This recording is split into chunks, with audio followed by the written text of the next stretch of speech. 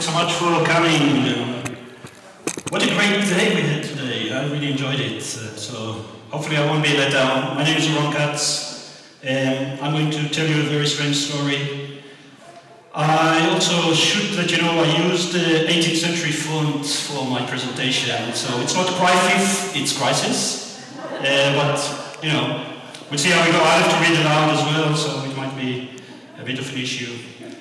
And I would like to start by acknowledging the fact that we are meeting here on the land. I wish to acknowledge the strength and continuing culture and offer my respect to elders past, present and emerging. And I really would like to thank them for allowing me to do this kind of mischief that I've been doing here for so many years without being kicked out yet. Thank you. I would shortly to help me illustrate this exhibition. But before I talk about the project, I want to set the scene. So I've been an artist working mainly with my collaborator in Azur's over here as well, on a series of projects since the mid-90s that involved the use of living biological tissues from complex organisms as a medium for artistic expression. So the very first living biological sculptures that we were able to do, what this new knowledge in life science and our relationship to it might bring about. It might destroy us, like the bat wings, which are usually attached, if they're not attached to bats in Western iconography. Some people might claim that those are the dragons. We've been encountering quite a few dragons lately. So this is just a process. Then we started uniting ourselves to do a series of those semi-utilitarian projects, including us growing leather using living tissue without the need of using an animal, even though we did use quite a lot of animal-derived sources in order to do so and in order to feed the cells. So the victimless should be taken as an ironic statement. We only touched once on the human body, and that's a collaboration we had with Stella, where we drew a quarter-scale version of his left ear, and that's where we were accused of blasphemy, because we were touching the image of God. And if anyone thinks that Stella is the image of God, go for it. So it's not surprising that we really engaged in unhallowed arts. And in 2018, which was the bicentenary of the publication of Frankenstein, Perth became, especially in October 2018, Perth became Frankenstein's central. Yeah, we read. So at the very same year, at the beginning of the year, United and myself traveled to Edinburgh to create our own monster. So we were trying, together with the National Centre for Mammalian Synthetic Biology in Edinburgh University, to create a hybrid of an animal, which was in this case a human, and a yeast cell, and create a life form that only exists in the laboratory, and it's a fusion between biological kingdoms. This is kind of the closest we're able to get into it. The small green yellow dot is the yeast cell, and the thing that looks like a face is actually the human cell. It's not a face, but we all kind of look at images in the clouds. In 2018, I also co-curated a show at the Science Gallery in Dublin called Fake. So my head was full of fake monsters, Frankenstein, and I decided to do something about it. But before I jump into the project, just to get everyone on the same page, we should have like a little bit of a Frankenstein 101. For those of you who either only seen the Hollywood version of the story or forgot about when they were in high school and doing the Frankenstein. So we should remember that Frankenstein, according to the book, grew up in Geneva to a wealthy family. He traveled to the University of Ingolstadt in Germany, in Bavaria, to study natural philosophy, where he developed a secret technique to impart life on non-living matter. He created a creature using stuff from both the graveyard and the slaughterhouse. So he created a human-animal chimera. He created a form of xenotransplantation, if you like, by combining bits of animals that he collected in nature, flees from the creation, and leave the creation by itself. That's where he becomes a monster. But actually the book is not so much like that, because the monster grows, and this is kind of a reversal of the coming-to-age Victorian novel, because it's the monster who comes to age and develops into this amazingly wise and rational creature that goes and hunts Victor in order for Victor to create a companion. And he actually, on the way to meet Kate, but that's a different story. Then he pleads to Victor to create the most remote area that he could think about and works on the female companion to the creature. And at the very last moment, according to the story, he repents. He says, no, this is a really messed up idea. I don't really want to make the companion. That's not going to end well. And at the very last moment, he takes the body of the companion and puts it in a basket, goes on a boat, and throws it overboard into the ocean. And this is where the creature really becomes the monster. It's like, wow, you killed my only chance of living life as I wanted. Now I'm going on a killing spree, and he kills Henry, and then he kills everyone else, and that's where the story is. So we are kind of now all on the same page, in a sense. The creature, as I said, is an amazingly rational being. He really puts arguments after arguments as to why he should have a companion, and he basically, as I said, says, do it to me, and I'll leave you alone. So with this resolution, as I said, I was in Edinburgh at the time.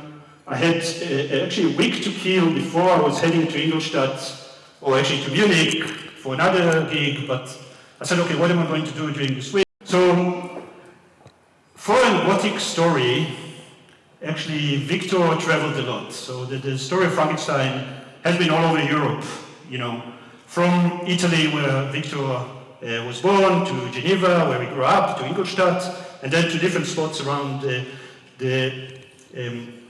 kind of Europe, and then up to the UK, Edinburgh, Perth, and the Orkney Islands, and then obviously the whole story is being told as Captain Morden finds Victor in the North Sea. But I decided to go on a wild goose chase, yeah? And what did as I said, I wanted to find material evidence of something which I knew was fiction. And the best I could imagine was to go to one of the beaches and pick up some of the stones from there and claim those were the stones that were in the basket where Victor put the body of the female companion as he threw it overboard.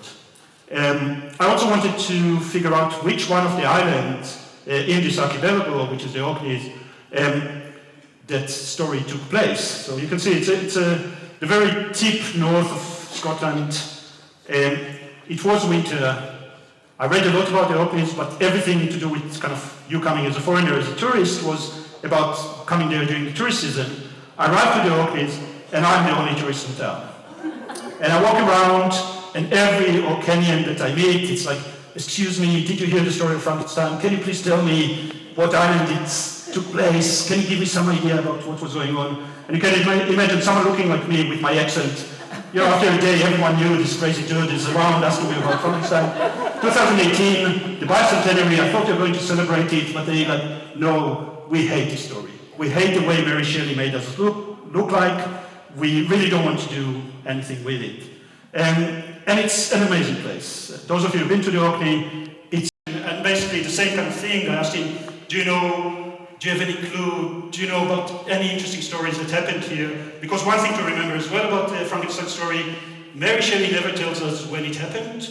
The way it's being set up as a frame story is that those are letters that Weldon sends his sister based on the story that Victor tells him. And in many cases, it's based on the story that the creature was telling Victor. So that it's like a layer within a layer.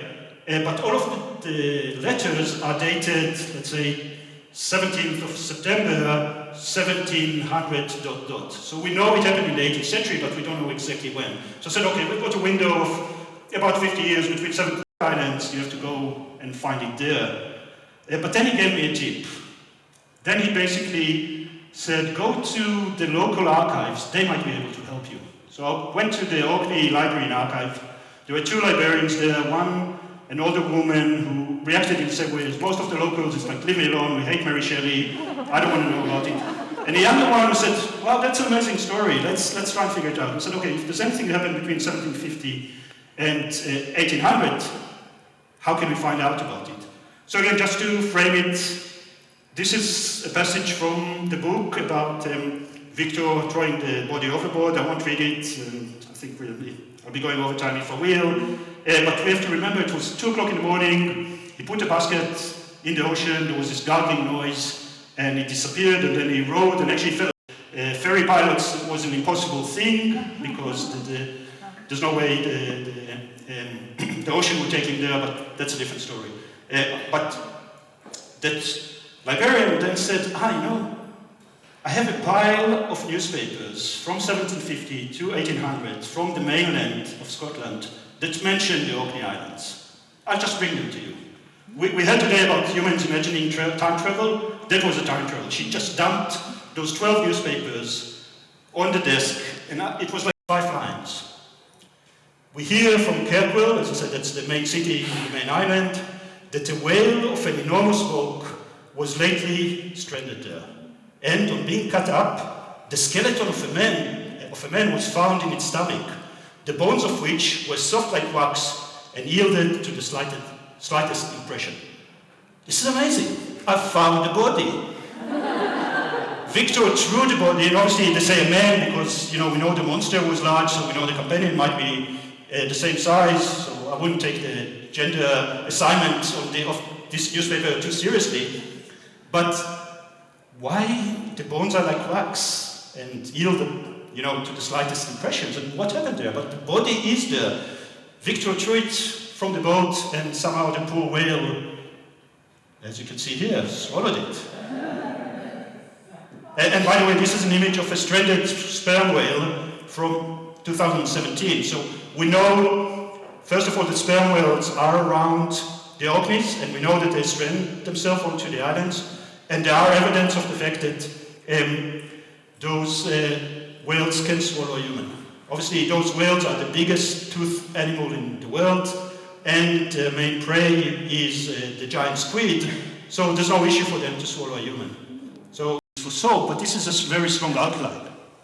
So I said, okay, it might be linked to alkaline in some way or another. And I looked, and apparently small amounts of alkaline would make your bones strong. I said, that's impossible, so the description is of soft bones. And we could imagine that Victor added alkaline in order to make the creature stronger, because we know from the book that the creature has like those superpowers and is very strong, and therefore the companion might as well be like that. But that's exactly the opposite of what I was looking for. But then I came across the fact that there is a technology that is now being promoted as a form of environmental burial, and actually Desmond Tutu's body was recently disposed in such a way, and that's called alkaline hydrolysis. And alkaline hydrolysis, basically you put a body in a high pressure, high temperature alkaline solution, and by the end of the process, as you can see here, you would have the whole soft tissue would kind of just be washed away. This is also quite an interesting thing. And with my research, it's actually being flushed into the sewage, so your flesh tissue, if you're being disposed like that, would just go back into the ocean as sewage. But the bones are soft, porous, that are easily crushed by the hand, which is also one-to-one the description of what happened to the bones of that body that was found in the whale. And I decided to experiment. This is a part of a whale dissection that I was involved with, and you can see the stomach or the digestive system of the whale. But I decided to experiment with alkaline hydrolysis.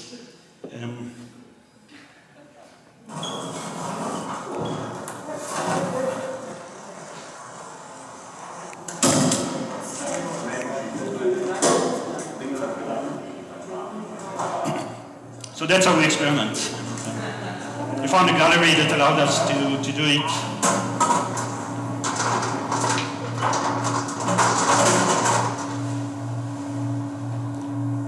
I was actually following the original patent from 1888 for alkaline hydrolysis, which is creating fertilizer out of basically used farm animals or bits of farm animals that we can't use for anything else. And I don't know if you've seen, but I was hacking into this Brozilla, which is a brewing device, but it provided all of the right conditions that I needed in order to experiment in alkaline hydrolysis.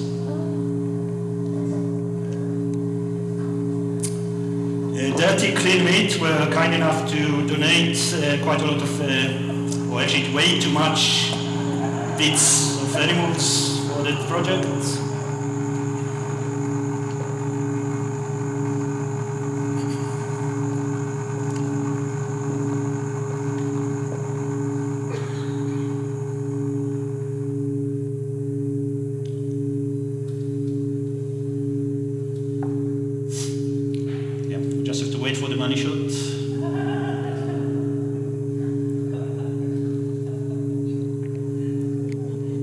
this.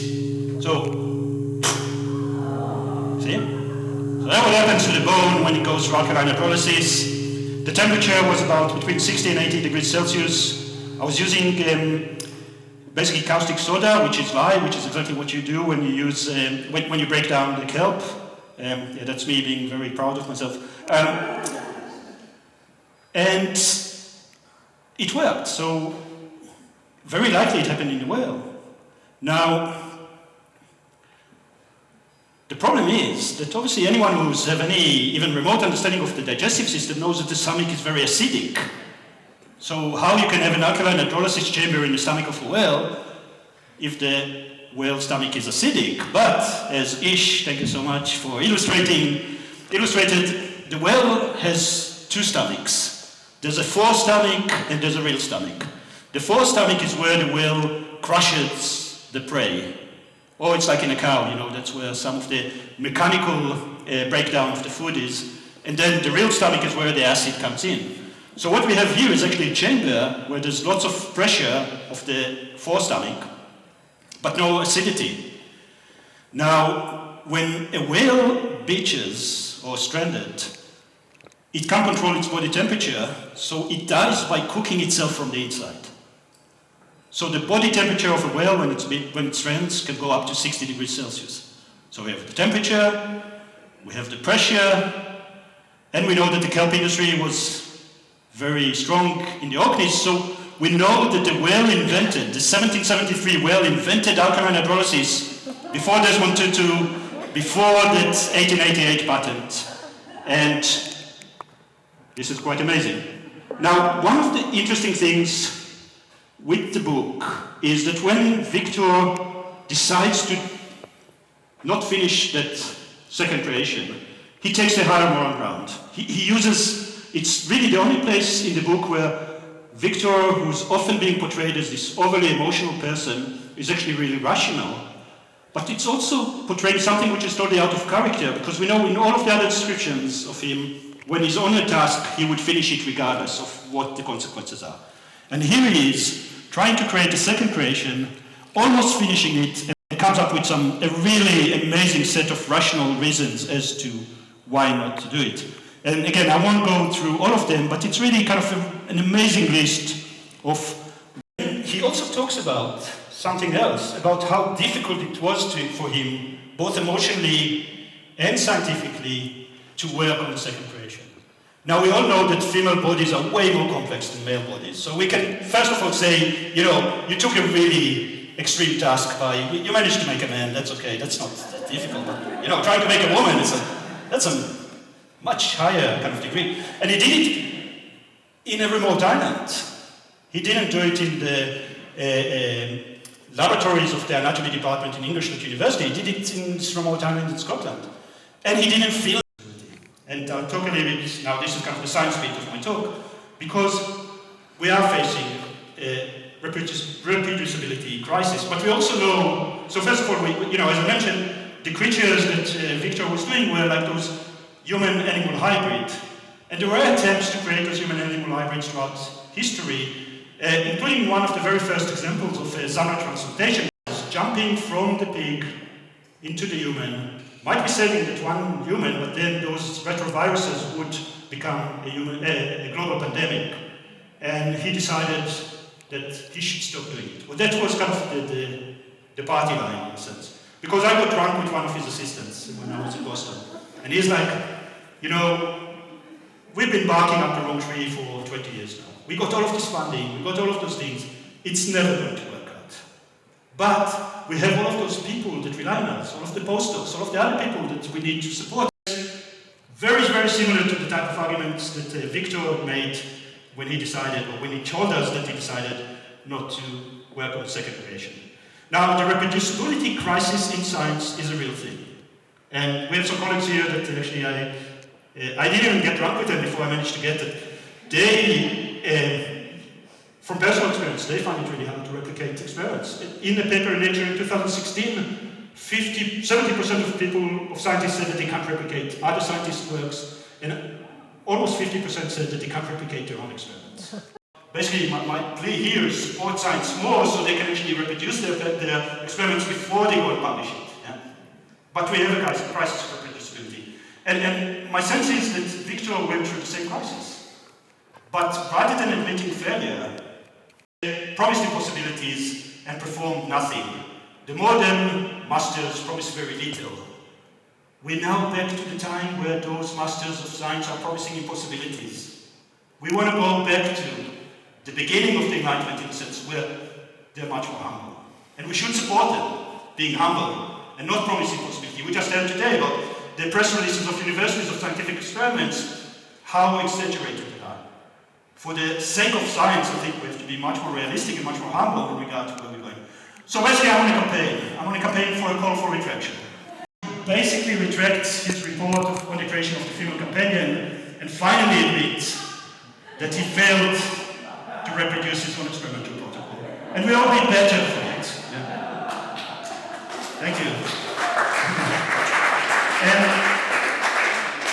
as Rebecca Gibbs reminds us in Fathom, writing about the different will, this well body serves as an accounting of the legacies of industry and culture that have not only escaped the limit of our control, but now lie outside the range of our sensory perception, and perhaps even more worryingly, beyond technical quantification.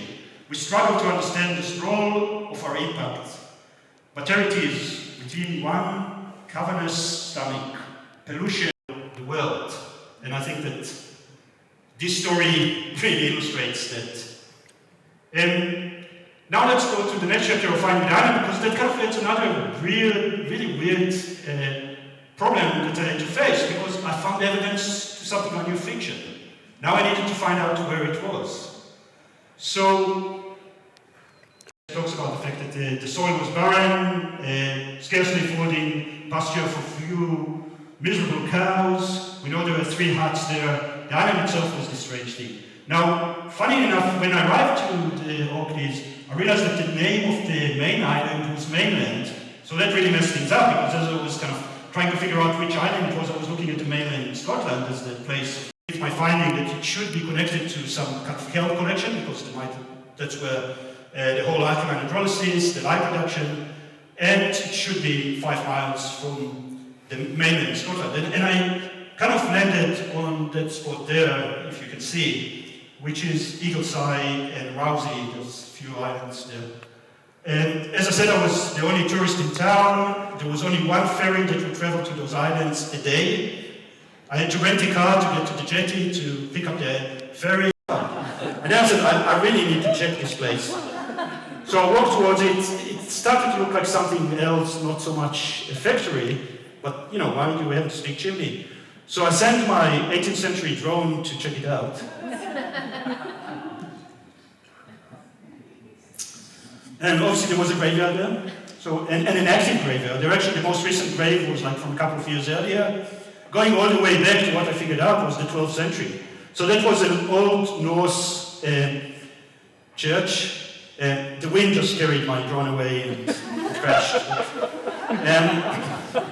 So I was walking closer, arriving into it, and then I realized into the church itself, and apparently it's the St. Magnus Church. Now, William Goodman, who was Mary Shelley's dad, in 1934, so quite a few years after the original publication of Frankenstein, wrote a book called The Necromancer. And in that he was describing all of those works of those alchemists that were involved in some kind of bringing things into life, including the work of Albertus Magnus, who was actually referred to in the original Frankenstein story as one of the inspirations to Victor Frankenstein. And according to Godwin, he story feasible. So if we think about it, if the story of Frankenstein and his creature is an allegory to the relationship between humans and their technologies, then the creature is tech 1.0 and the companion is tech 2.0. Here the technology is asking for an upgrade, basically an upgraded edition to fix the problems generated by its own very existence. So all that is needed to fix tech 1.0, potential and real, harmful impact, is to create, using the very same mindset and approach, tech 2.0. It seems that Victor actually failed to produce tech 2.0, the companion, rather than admitting failure to himself and to the creature, he chose to claim the higher moral ground as to why he destroyed it. By doing so, he made the monster out of the creature. But are we kind of in the same place? Is the human hybris and our unwillingness to admit failure, is that to make our technology so monstrous? Are we kind of facing our technologies? The body and the failure that Victor tried so hard to hide came back to haunt us. Delivered by the greatest messenger of all, as Rebecca Giggs reminds us, the whale. It might have taken more than 200 years for the truth to come out, but nevertheless, whales and archives have a long memory. And I won't finish there, even though it sounds like I'm about to finish, but there's just another couple of things. So dealing with the crisis caused by human extractive tendencies and the associated technologies require foresight that we might not possess. As Adrian Meyer, the history and philosophy of science scholar at Stanford University, reminds us, for the ancient Greeks, hope is not a blessing but an obstacle to realistic foresight. Yeah, we heard a lot about hope today, but maybe we should learn something from the ancient Greeks. It's not hope that we need to look forward to, it's foresight, because hope is distracting us from realistic foresight. And the interesting thing is that the Greek word for foresight is Prometheus. The modern Prometheus might be a story about the type of foresight that we need to exercise when we think about upgrading our technologies. So maybe the inability of Victor Frankenstein, the modern Prometheus, to finish his companion, or the companion, be it by failure or deliberate refusal, saved us from a much greater calamity. And I'll just finish with this frame story, because as I said, as an artist, I was trying to find ways to engage with all of this experience. And I decided to kind of borrow the idea of the frame story from the book itself. So everywhere, every station I stopped, I decided to do my own visual version of a frame story, where I took a photo of myself, taking a selfie of myself through my camera into my 360 camera on the top to create a series of frames with the background of the feature that I was looking at. So here is the St. Magnus Church, there's some other things. And then I went to Ingolstadt, to the very same spot where Victor created the first companion, or the first creature. And even not looking at the building, I decided to first and foremost to take a selfie of myself, take a picture of myself, looking backwards at the building of this anatomy school where Victor created the creature. And I turned around and I saw the bride. The bride was always there. Thank you.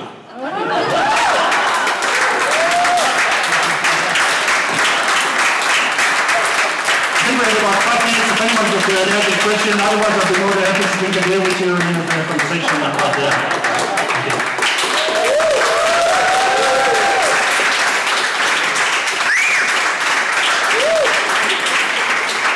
And thank you.